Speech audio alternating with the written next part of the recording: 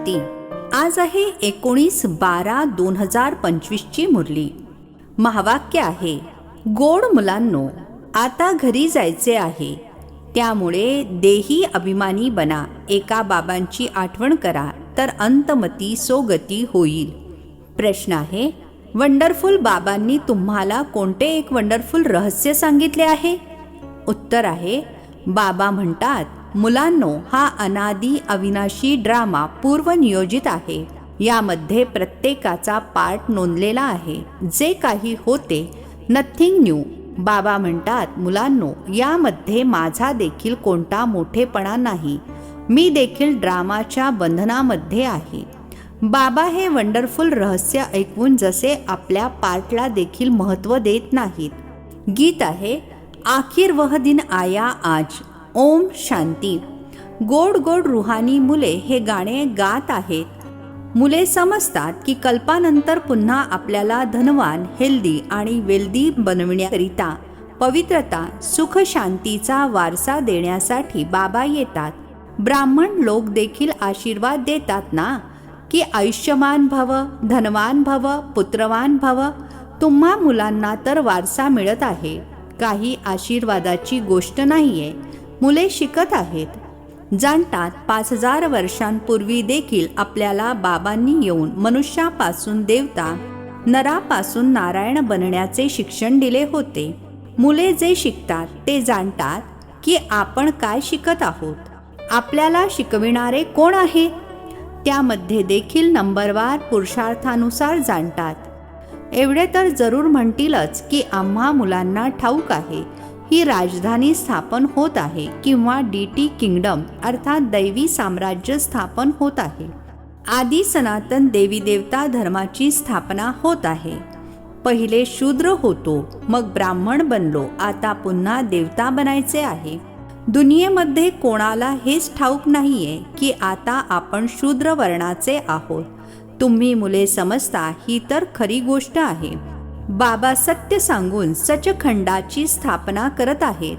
सतयुगामध्ये खोटेपणा, पाप इत्यादी काहीच नसते. कलियुगातच अजामिल पाप आत्मे असतात. हा काळ पूर्णतः रौरव नरकाचाच आहे. दिवसेंदिवस रौरव नरक दिसून येईल. माणसे अशी काही कृत्ये करत राहतील ज्यावरून समजतील की दुनिया एकदमच तमोप्रधान बनत चालली आहे. यामध्ये देखील काम विकार महाशत्रू आहे. कोणी मुश्किलीने पवित्र शुद्ध राहू शकतो. पूर्वी जंगम अर्थात फकीर लोक म्हणत होते, असे कलियुग येईल जेव्हा 12-13 वर्षाच्या कुमारी मुलाला जन्म देतील. आता तो काळ चालू आहे. कुमार कुमारी इत्यादी सर्व घाण करत राहतात. जेव्हा एकदमच तमोप्रधान बनतात तेव्हा बाबा म्हणतात, मी येतो. माझा देखील ड्रामामध्ये पार्ट आहे. मी देखील ड्रामाच्या बंधनामध्ये बांधील आहे. तुम्हा मुलांकरिता काही नवीन गोष्ट नाहीये. बाबा असे समजावून सांगतात, चक्र फिरलात, नाटक पूर्ण झाले. आता बाबांची आठवण करा तर तुम्ही सतोप्रधान बनून सतोप्रधान दुनियेचे मालक बनाल. किती सोप्या पद्धतीने समजावून सांगतात. बाबा काही आपल्या पार्टला इतके महत्त्व देत नाहीत. हा तर माझा पार्ट आहे, काही नवीन गोष्ट नाहीये. दर 5000 वर्षांनंतर मला यावे लागते. ड्रामामध्ये मी कटिबद्ध आहे. येऊन तुम्हा मुलांना खूप सोपी आठवणीची यात्रा सांगतो. अंतमती सोगती हे या वेळेकरिताच म्हटले गेले आहे. हा अंतकाळ आहे ना. बाबा युक्ती सांगतात, मामेकम आठवण करा तर सतोप्रधान बनाल. मुले देखील समजतात, आपण नवीन दुनियेचे मालक बनणार आहोत. बाबा वारंवार सांगतात, नथिंग न्यू. एक जिन्नची कहाणी सांगतात ना. त्याने म्हटले की मला काम द्या, तर त्याला सांगितले शिडी उतर आणि चढ. बाबा देखील म्हणतात, हा खेळ देखील उतरण्याचा आणि चढण्याचा आहे. पतितापासून पावन, पावनपासून पतित बनायचे आहे. ही काही अवघड गोष्ट नाहीये.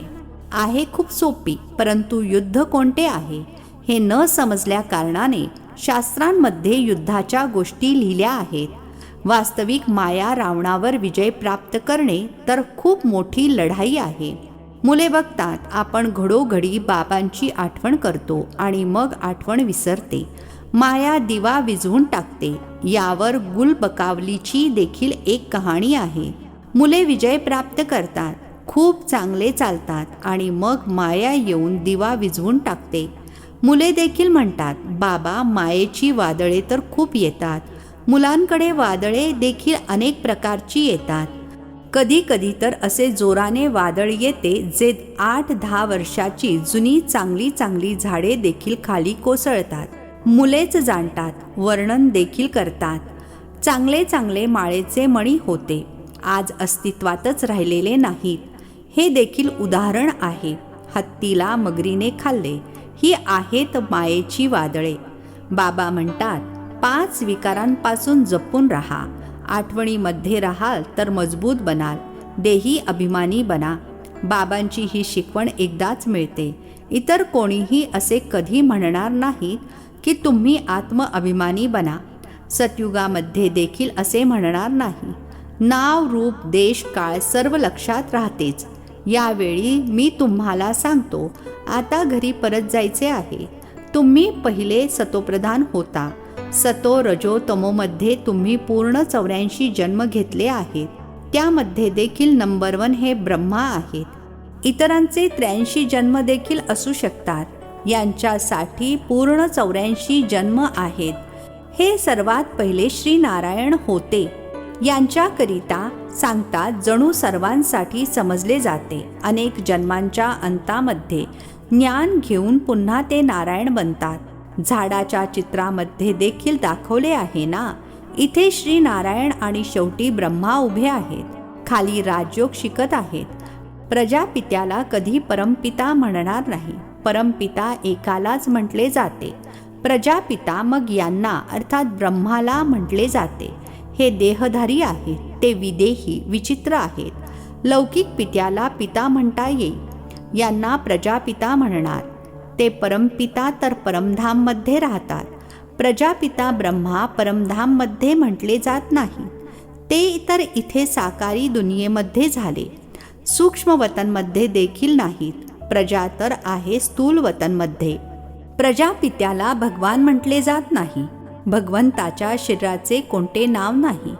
मनुष्य तन ज्याला नाव दिले जाते त्यापासून ते न्यारे आहेत. आत्मे तिथे राहतात तर स्थूल नावारूपापासून न्यारे आहेत. परंतु आत्मा तर आहे ना. साधू संत इत्यादी केवळ घरदार सोडतात. बाकी दुनियेतील विकाराविषयी तर अनुभवी आहेत ना. छोट्या मुलाला काहीही ठाऊक नसते म्हणून त्याला महात्मा म्हटले जाते. 5 विकारांविषयी त्याला ठाऊकच नसते म्हणून छोट्या मुलांना पवित्र म्हटले जाते. यावेळी तर कोणीही पवित्र आत्मा असू शकत नाही. लहानाचा मोठा झाला तरी देखील पतित्तर म्हणणार ना. बाबा समजावून सांगत आहेत. सर्वांचा वेगवेगळा पार्ट या ड्रामामध्ये नोंदलेला आहे. या चक्रामध्ये किती शरीरे घेतो, किती कर्म करतो, जे सर्व पुन्हा रिपीट होणार आहे. सर्वप्रथम आत्म्याला ओळखायचे आहे. इतक्या छोट्याशा आत्म्यामध्ये 84 जन्मांचा अविनाशी पार्ट भरलेला आहे. हीच आहे सर्वात वंडरफुल गोष्ट. आत्मा देखील अविनाशी आहे. ड्रामा देखील अविनाशी आहे, पूर्वनियोजित आहे. असे म्हणणार नाही की हा कधीपासून सुरू झाला. कुदरत अर्थात प्रकृतीचा चमत्कार म्हणतात ना. आत्मा कशी आहे, हा ड्रामा कसा बनलेला आहे, यामध्ये कोणी काहीही करू शकत नाही. जसे समुद्र किंवा आकाशाचा अंत काढू शकत नाहीत. हा अविनाशी ड्रामा आहे. किती वंडरफुल, अद्भुत वाटते. जसे बाबा अद्भुत तसेच ज्ञान देखील खूप अद्भुत आहे. कधी कोणी सांगू शकणार नाही. इतके सर्व ॲक्टर्स आपापला पार्ट बजावतच राहतात. नाटक केव्हा बनले असा कोणता प्रश्नच उत्पन्न होऊ शकत नाही. अनेक जण म्हणतात भगवंताला एवढी काय गरज पडली होती जी सुखदुःखाची दुनिया बसून बनवली. अरे ही तर अनादी आहे. प्रलय इत्यादी होत नाही, पूर्वनियोजित आहे. असे थोडेच म्हणू शकतो की का बनवली. आत्म्याचे ज्ञान देखील बाबा तुम्हाला तेव्हा सांगतात जेव्हा तुम्ही हुशार बनता. तर तुम्ही दिवसेंदिवस उन्नतीला प्राप्त करत राहता. अगदी सुरुवातीला तर बाबा फार थोडे थोडे सांगत असत. वंडरफुल गोष्टी होत्या, तरी देखील एक आकर्षण तर होते ना, त्याने खेचले. भट्टीचे देखील आकर्षण होते. शास्त्रांमध्ये मग दाखवले आहे की कृष्णाला कंसपुरीतून घेऊन गेले. आता तुम्ही जाणता कंस इत्यादी तर तिथे असत सुद्धा नाहीत. गीता, भागवत, महाभारत यामध्ये हे सर्व संदर्भ दिलेले आहेत, परंतु तसे काहीच नाहीये. समजतात हा दसरा इत्यादी तर परंपरेने चालत आला आहे. रावण काय चीज आहे हे देखील कोणीही जाणत नाही. जे पण देवी देवता होते ते खाली उतरत उतरत पतित बनले आहेत. जास्त अळवणी देखील ते करतात जे जास्त पतित बनले आहेत, म्हणून बोलावतात देखील हे पतित पावन. या सर्व गोष्टी बाबा बसून समजावून सांगतात. सृष्टी चक्राच्या आदी मध्य अंताला इतर कोणीही जाणत नाही. तुम्ही जाणल्याने चक्रवर्ती राजा बनता. त्रिमूर्तीच्या चित्रामध्ये लिहिलेले आहे. हा तुमचा ईश्वरीय जन्मसिद्ध अधिकार आहे. ब्रह्माद्वारे स्थापना, शंकराद्वारे विनाश, विष्णूद्वारे पालना. विनाश देखील जरूर होणार आहे. नवीन दुनियेमध्ये फार थोडे असतात. आता तर अनेक धर्म आहेत. समजतात फक्त एक आदी सनातन देवी देवता धर्म नाही आहे.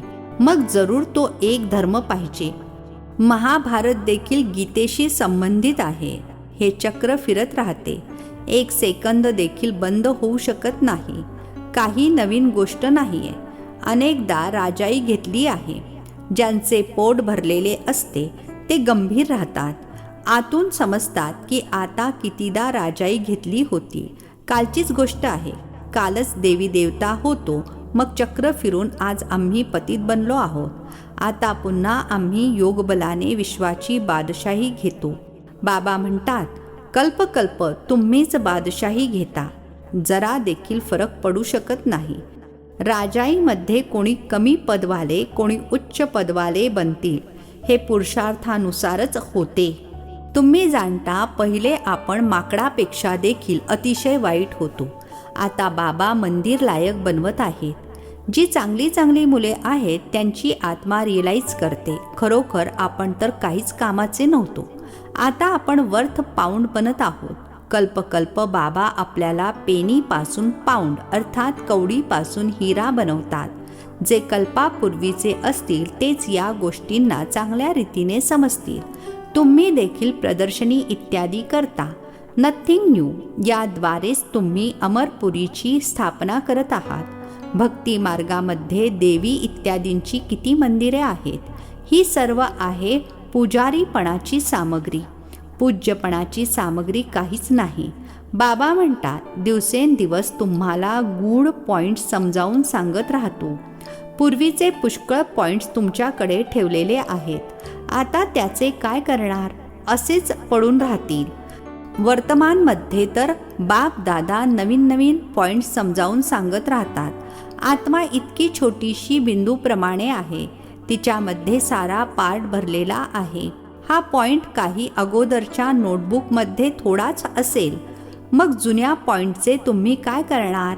भूतकाळातील तो रिझल्टच अर्थात अनुभवच कामी येतो. बाबा म्हणतात, कल्पापूर्वी देखील तुम्हाला असेच ऐकवले होते. नंबरवार शिकत राहतात. काही सब्जेक्टमध्ये वर खाली होत राहतात.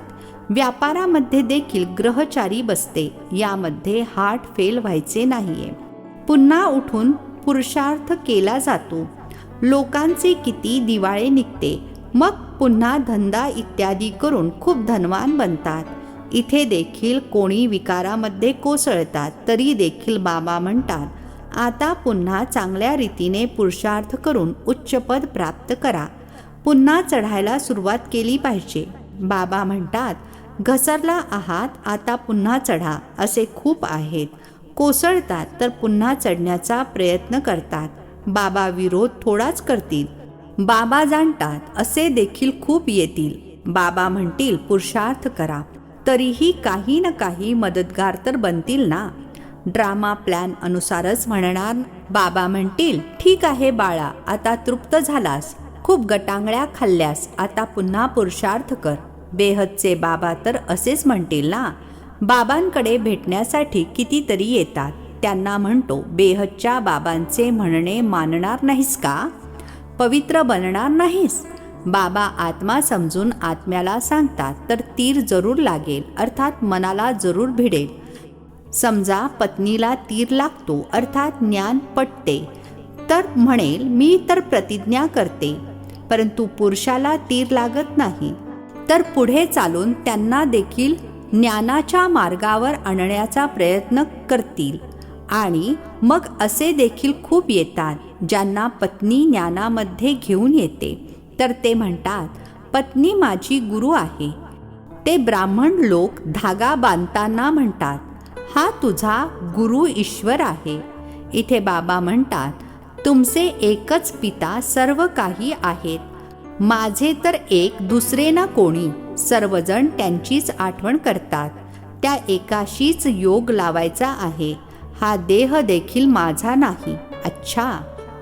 गोड गोड खूप खूप वर्षांनंतर भेटलेल्या मुलांप्रती मात पिता बापदादांची प्रेमपूर्वक आठवण आणि सुप्रभात.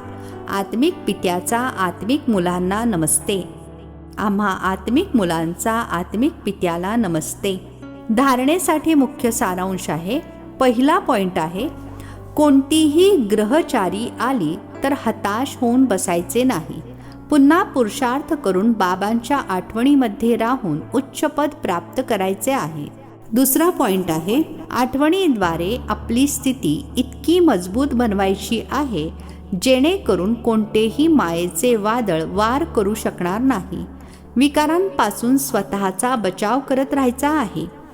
आजचे वरदान आहे, सर्व शक्तींच्या लाईटद्वारे आत्म्यांना रस्ता दाखवणारे चैतन्य लाईट हाऊस भव.